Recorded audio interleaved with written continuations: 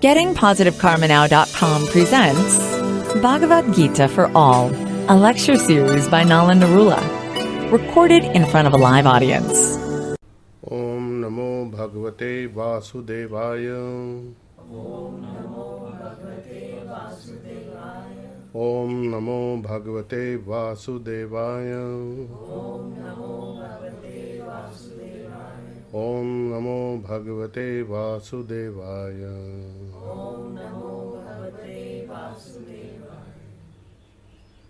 Bhagavad Gita, chapter 3. We concluded text 21 last time.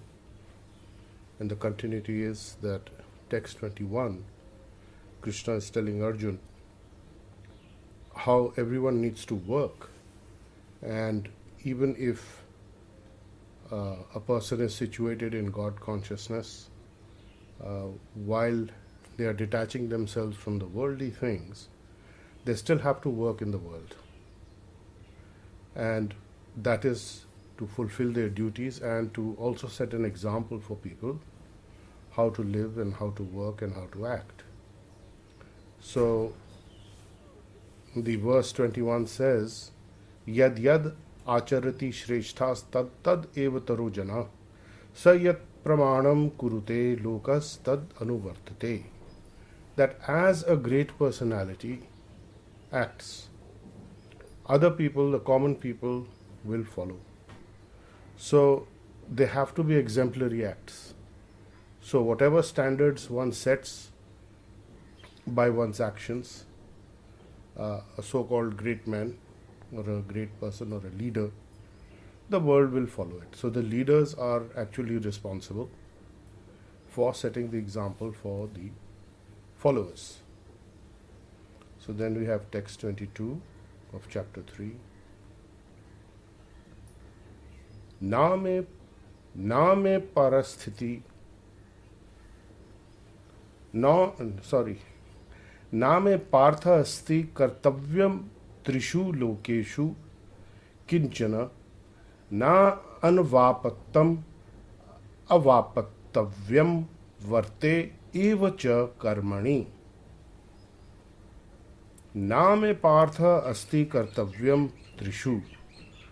Arjun, Partha, son of Prithu, there is no duty, kartavya. There is no prescribed duty for me in all of the Trishu Lokeshu, in all of the three worlds. Nothing.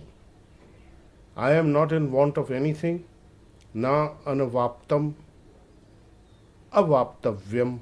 Nor do I have to gain anything, nor do I have to work for any result. Varte eva cha karmani.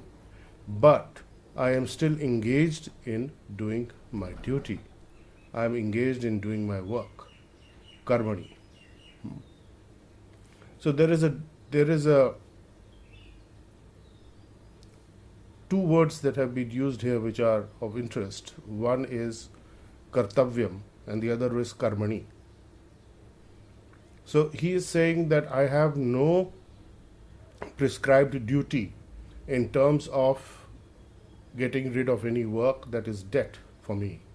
Because kartavya or duty means that these are coming out of debt positions, karmic debt positions. And Krishna is saying that there is no prescribed karmic debt position for him to get rid of or to gain by doing any activity. Yet he is karmani, working. He is working, he is active. So he is not in want of anything, nor does he need to obtain anything, nor does he need to get rid of any binding consequence karma because he doesn't have any.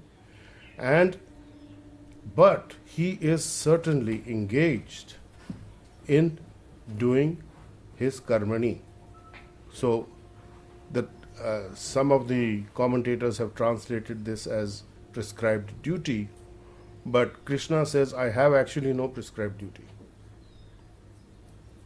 But I work, I act.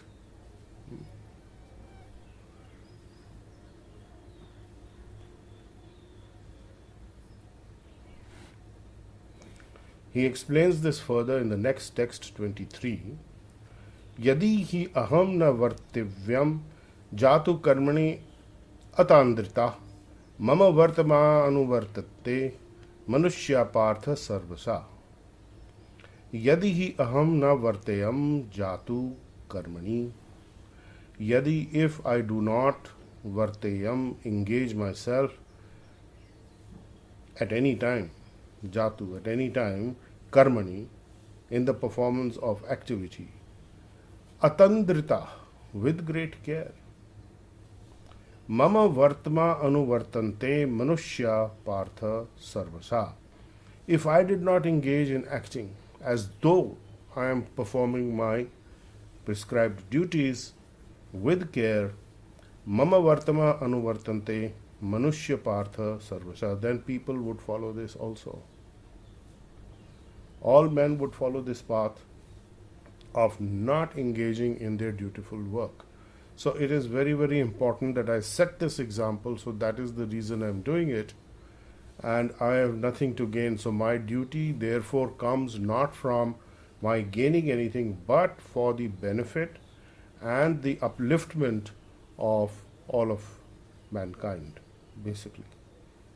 So he has given himself this duty that I have provided for all the living souls to come and play in this material universe where they're an illusion, and it is my duty to help them to get out of it.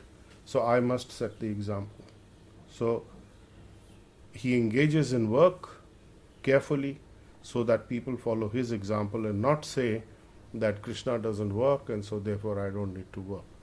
Now, unfortunately, that is happening today because people are only focusing on certain aspect of Krishna's activities and being in illusion that Krishna was a playboy, for example, or that he was a naughty little fellow and he didn't do anything and he just enjoyed himself, had a great time. That is a very small part of what he does that is visible to us.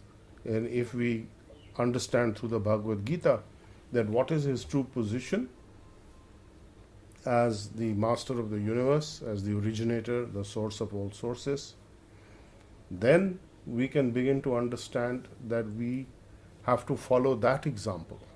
Okay? So text 24, he is saying, Utsadeyu ime loka kuryam karma चेत अहम शंकरस्य च कर्ता श्याम उपन्याम इमा प्रजा उत्सयदु इमे putting into ruin all these worlds, loka, if I do not work. Na kuryam karma chet aham. If I do not perform this work, then all the worlds would be put into ruination.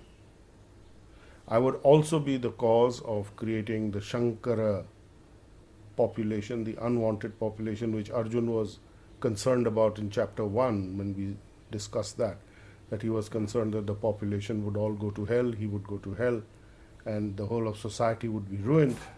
So Krishna is telling him that if I do not work, that's the time when the society will go to hell.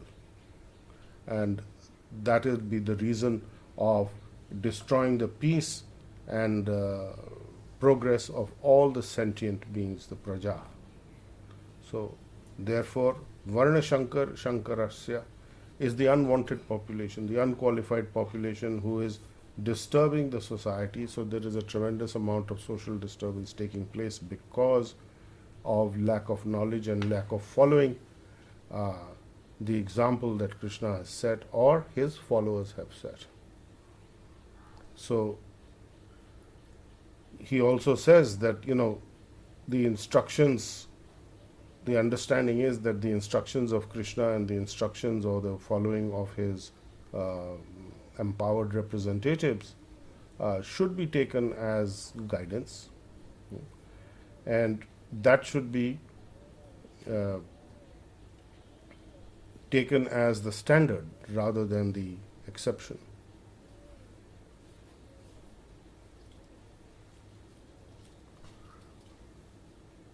So I am just looking at the commentary of the other Vaishnavacharyas from the various sampradayas, and they are all agreed on this point that there is great vigilance required when especially at the higher levels where the greater personalities whom society follows, needs to set the example. And if Krishna fails to set the example or perform his Vedic activities, then there is going to be trouble. So that is not what Sri Krishna wants, obviously. So then the question is, how should a person live and act who is working in that direction? So text 25 of chapter 3. Sakta karmani avidvamsa yatha kurvanti bharata kuryat vidvan tatha asakta chikirisu lokasangraham. Sakta karmani avidamsha. As the ignorant people, the avidamsa, are attached to performing their duties with the attachment to getting the results. I want the consequences, I want this result. Similarly, the vidwan, the learned, the knowledgeable, tatha asakta, must work without the attachment and without desiring for the result, for the sake of leading the people in the right path, loka sangraham. So here is the point, that a person in God consciousness or in Krishna consciousness is doing their work, doing their healing work without an attachment to result. And that is the fourth principle of Reiki that we discuss. So just for today I shall do my work honestly, knowing the results are not in my hand. Master Havayo Takata has said very famously that I have the healing, God's healing energy in my hand, not the results. So that is the point, that we have to do everything as healers without attachment, but we must do our duty and set an example also by doing that, that we are detached from the results eventually. We may ask for the results, we may work for the results. We are not attached to the results. If the result doesn't come, I don't suddenly turn around and say healing didn't work, or Krishna consciousness doesn't work, or God consciousness doesn't work. It's not like that kind of medicine. I take a medicine and it is not working, let me find some other medicine. No, that is not the way it goes. So, as those who are not in knowledge, those who are ignorant, perform their works with attachment to results, similarly, those who are in knowledge, those who are learned may act, but without the attachment, for the sake of leading the people on the right path, for the benefit of the people. Loka sangraham, giving direction. So, following from this is some further expansion of this thought process. Text 26. Na buddhi bhedam janayed ajnanam karma sanginam choshyat sarva karmani vidvan yukta samacharan. Na buddhi bhedam janayat ajnanam. Do not disrupt the intelligence of the foolish. Ajnanam, those who are not in knowledge. Do not disrupt them, do not disturb them. So the wise people do not disturb the intelligence of the foolish who are attached to karma sangraham, karma sanginam, attached to the fruitive results. That means following rituals, doing something for a particular result. Now, when you first come to healing, you're all healing for a particular result, and gradually as time goes by, you send the healing because you have to, but you are actually detached from the result. That is the maturity of healing or Krishna consciousness or healing consciousness in advancement. So, Joshyet sarva karmani vidvan yukta samacharan. So, you are dovetailing. Joshyet means joining together all your work, the learned yukta, engage in practicing samacharam, in balance, in a spirit of devotional service to the divine. And we have said many times, the ultimate devotional service to the divine is to liberate oneself and others from the binding consequence karma, so that we can serve Krishna directly Even today, as healers, you are serving Krishna's purposes and his dearest desire that all the lost souls should come back to him. So, when you are doing the healing work in that consciousness, even if you are not conscious of that, you are in some sort of ignorance, it doesn't matter as long as you are doing the healing work and gradually becoming detached from the consequences in terms of bothering you or in terms of worrying about it. So, Krishna says very clearly that there is work and devotion needs to be done. And ultimately, what is the end point of all activities? If you look at the, let's say, the 15th chapter of Bhagavad Gita, a very powerful instruction is given towards the end of the Bhagavad Gita, which Krishna says, Sarvasya chaham hridi sanivishto matah smriti jnanam apohanam cha vedescha sarve raham eva vidyo vedanta krit vedavit eva chaham. That I am living in the heart of every living entity, and from me comes knowledge, remembrance, and forgetfulness. Everything is coming from me. I am giving it to them according to what's happening within the person's desiring and karmic bank balance and so on. And Vedescha Sarva Aham, I am certainly to be known by the Vedas. I am Vedanta Krit, the compiler of the Vedas, and Vedavit, the knower of the Vedas. Certainly, I am that being. So, he is the ultimate authority. He is sitting in your heart. He is guiding you as the super soul. And the more you connect with the healing energy which is coming down from the highest crown chakra levels, where the super soul is, and you're able to connect with that flow, you will become advanced in your consciousness and be able to be detached from the results without being indifferent. Detachment does not mean indifference. That is something else. So we may be detached from the results, but we may be caring. So the point of this is that we should not discourage the people. Na buddhi bedham janayat agyanam karma sanginam josayat sarva karmani vidvan yukta samacharan. Do not disrupt the intelligence of those who are lesser qualified, who are foolish, who are illusioned, who are delusioned. They should not be encouraged to refrain from work, but they should be encouraged to work in the spirit of devotion. So when you come as to the healing modalities, or you come to Krishna consciousness in whatever form you come to it, you work in a spirit of devotion, you work in a spirit of healing, and doing the work in detachment from the results, then you are in a very good place.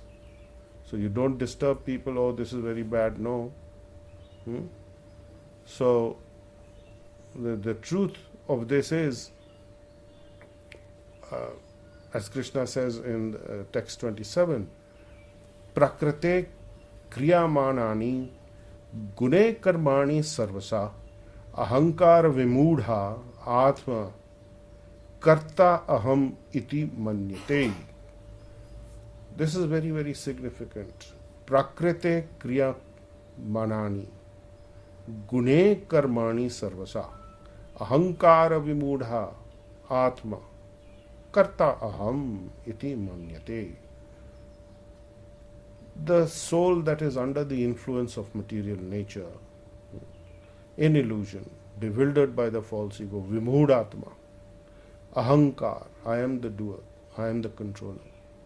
The spirit soul is in illusion, covered by this ahankar, vimudha, that I am the doer, I am the controller, I am the doer of activities, which in fact are carried out by nature. Krishna is saying, Prakriti, Kriyamanani. Nature is following on.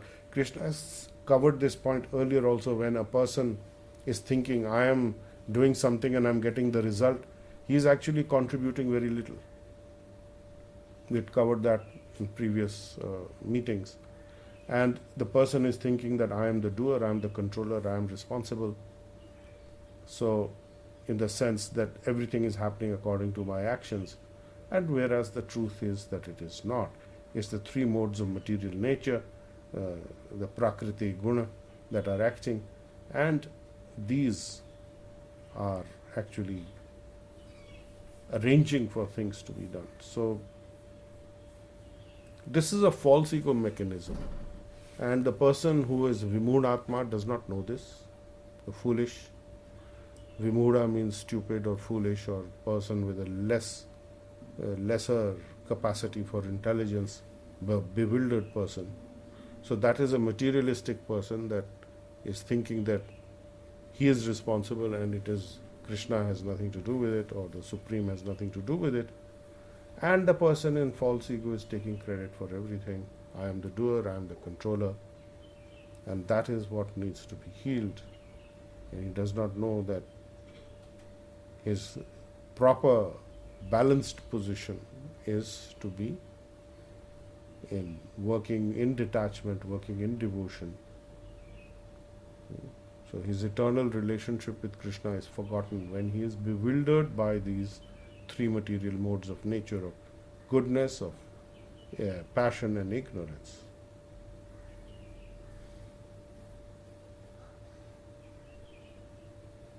So text 28.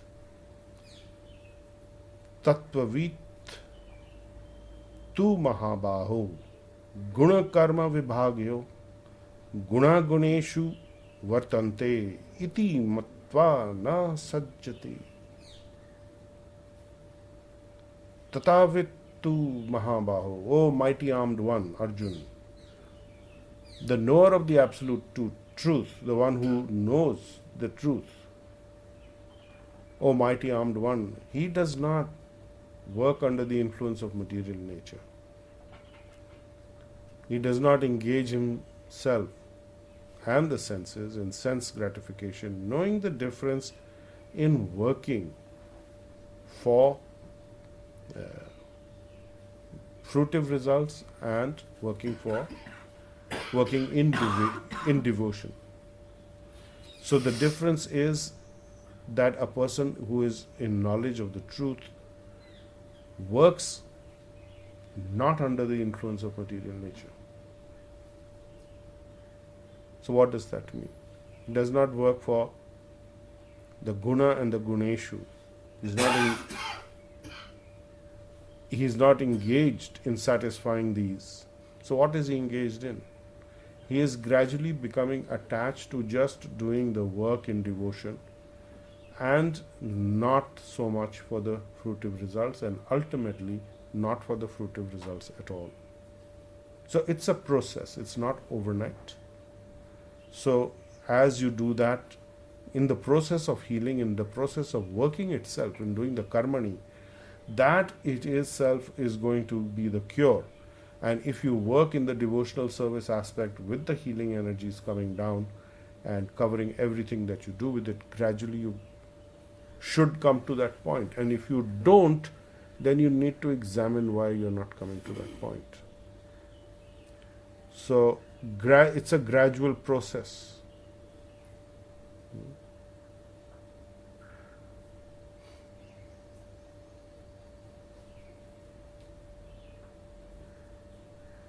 So we will conclude with the next text, 29, because that is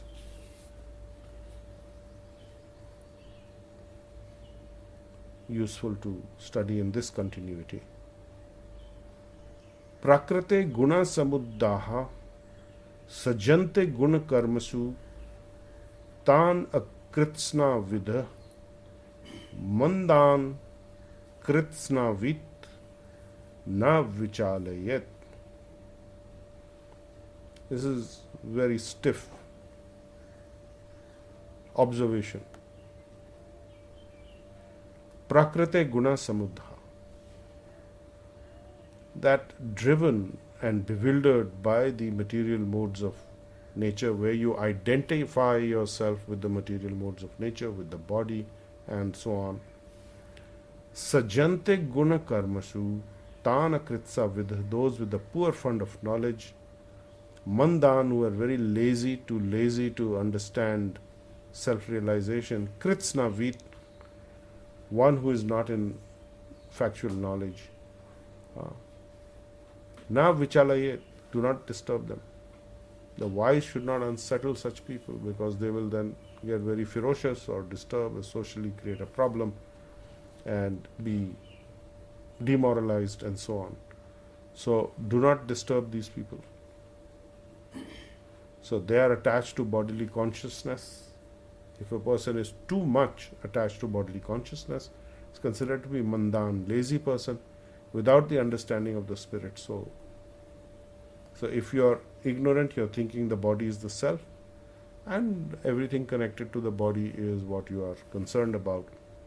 But these are all activities which are bewildering, and the primary principle of not doing harm, not doing violence, is a good thing, which they are engaging in if they do that. But ultimately, the bottom line is that you are healing not only yourself, but you are liberating yourself from the binding consequences of karma, and you are helping others. So that is the highest, because you are getting into the zone of direct service to the divine. So the ultimate goal is actually the direct service of the divine. So that is how you will engage in the direct service even today, by healing everything that you do, by performing your duty in healing consciousness or Krishna consciousness. And that is the verdict of Shri Krishna, who is himself the Vedas. He is the knower of the Vedas, the compiler of the Vedas. Vedescha sarve raham eva vedyo vedantakrit vedavit eva chaham. I am the knower of the Vedas. I am to be known through the Vedas. So that is the point of Vedanta, the end of Vedas. So the end of Vedas is when the mind and the speculative process stops and direct perception realization starts to happen. So that is Vedanta. So all these procedures are meant to get you to that point, and through the healing process you come to the point of Vedanta. You are then in a very good position to progress. So that is where we'll conclude today at text 29, chapter 3. Okay. So if there are any questions, I will take questions now. Yes. Text number 22, 23 and 24. In that we covered that Shri Krishna says that I also am working, and if I don't work, then there will be problem in all the three lokas, and we'll have correct. We'll have Varana Shankar, Shankar, unwanted population, will create a great social disturbance. So, what is the work which he is doing to set an example? What is this work? He is maintaining the entire universe. That is the work he is doing. Further on in the Gita, he will say that out of fear of me, the wind blows, the rains come, because that is their duty. So all those things are happening. The whole world is progressing because of what he is doing, his direction, to provide maintenance and opportunities for living entities to go ultimately to go back to the spiritual home. That is the work that he's doing. So he's working to maintain this entire almost infinite universe in the material zone, and in the spiritual zone it is infinite. We do not know how big it is. I mean, there is no limit to it. So while we may think there is a limit to the material world, the spiritual, there is no limit. So he is maintaining everybody not only in the spiritual world but also in the material world, because he is situated in the heart of all living entities, and that's the work that he's doing. The elemental nature is whose nature? Is Krishna's nature. So even the elements are Krishna's nature, the wind, the earth, the planets, the space, everything, the sun, these are all part of Krishna's nature, which has become transformed in the material zone to be able to sustain life in this zone. But he says that he does not need to work. He does not need to work. So But he works to maintain the It's people. all in automation then. But he's No, doing he's his- working. It's not automation. He's doing things. It's not like, he is working to power the machinery. And he's given the direction or the programming, you can say. And there are other people who are following his work. So it's not that he's not working. I mean, you don't see him juggling the planets in space and so on and so forth, but he's actually doing it. There's an energy. It is said elsewhere in the Gita that it is his ojas, his energy, that keeps the planets floating in space, that keeps the stars in space. And if that was to go, that's the end of it. Something happened here.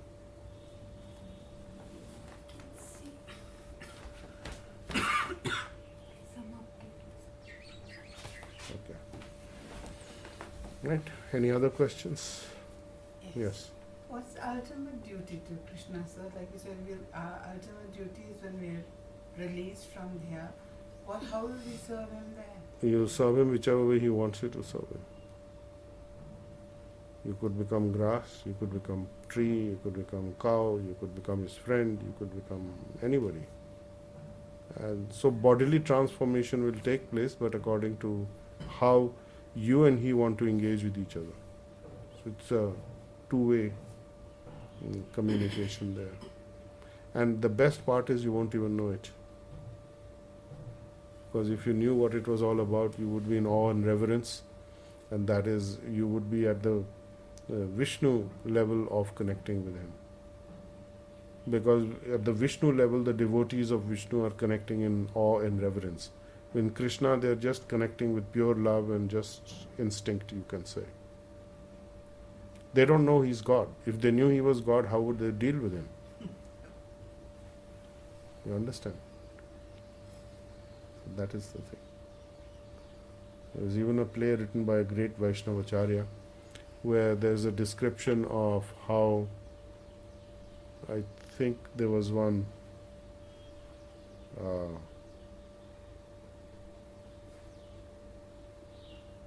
think Garud was flying in, and Lord Shiva was with him and hiding with Krishna under his arms. Oh, what is this monster coming from here? Like that. So they're all like children over there, or they're like kids playing with each other. And they don't know who Krishna is, but they know he's the greatest guy in the world. That's the bottom line. Okay. Is it a feeling like when you're doing your healing and sometimes you're not there, sir? Yeah. So then you're connecting with the flow of energy, and that's the thing.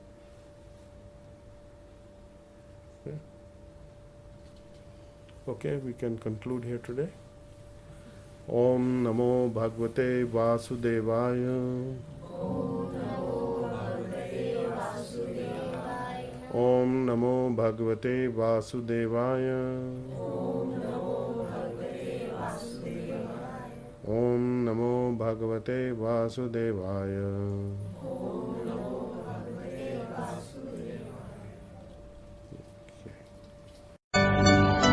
You've been listening to Bhagavad Gita for All, a lecture series by Nalan K. Narula. Explore our website, gettingpositivekarmanow.com, for more on how to change your karma and destiny.